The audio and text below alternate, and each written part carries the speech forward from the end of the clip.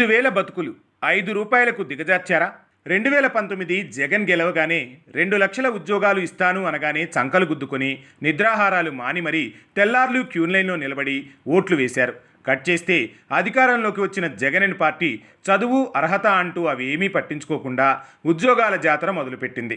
ఎంతలా అంటే inter pass అయిన వాడి దగ్గర నుంచి ఇంజనీరింగ్ చదివిన వాడి వరకు ఒకటే ఉద్యోగం, అదే వాలంటీర్. ఈ పైత్యాన్ని ఎంతలా ప్రజల్లో నూరిపోసే ప్రయత్నం చేశారంటే లక్షల్లో జీతాలు మానుకొని ఊళ్ళో 5,000కు ఉద్యోగం చేస్తున్నారు అంటూ కొందరు పెయిడ్ ఆర్టిస్టుల్ని రంగంలోకి దింపి ప్రజలను ఏమార్చే అంత. అవన్నీ పక్కన పెడితే ఆ ఉద్యోగాలు పేరుకి ప్రజల కోసమే తప్ప పని మాత్రం వైకాపా ఇచ్చేదే.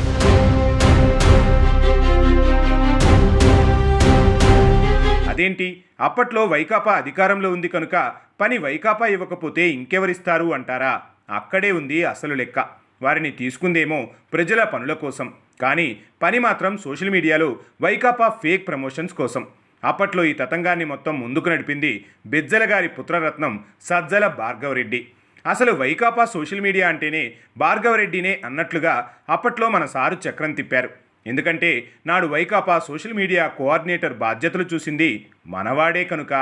ఇప్పుడు ఈ సర్కార్ ఆ తప్పుడు పనుల గురించి, కొందరు తప్పుడు కొడుకులతో ఇతగాడు పెట్టించిన తప్పుడు పోస్టుల గురించి ఆరా తీస్తుంటే సడన్గా ఈ పిల్లారెడ్డి గారు అదుర్సు సినిమాలో చారీ పాత్ర చేసిన ఎన్టీఆర్ లాగా తెలీదు, గుర్తులేదు, మరిచిపోయాను అంటూ సేమ్ టు సేమ్ వాళ్ళ నాయన బెజ్జలరెడ్డి స్కూల్లోనే ఫాలో అయిపోయాడు. అయితే ఇక్కడ కామన్ మ్యాన్గా మనం ఆలోచించుకోవాల్సింది ఏంటంటే, ఎంతో ఉజ్వల భవిష్యత్తు ఉన్న యువతను తప్పుడు మార్గంలో నడిపించి వాళ్లను సమాజానికి తప్పుడు సంకేతాలు పంపించేలా చేసి అదే క్రమంలో వాళ్లను 5,000 రూపాయల కూలీలుగా మార్చి వాళ్లను వాళ్ళ కుటుంబాలను తమకు బానిసలుగా మార్చిన వీళ్ల ఆలోచన పద్ధతిని ఖచ్చితంగా మనం ఆలోచన చేసుకోవాల్సిందే.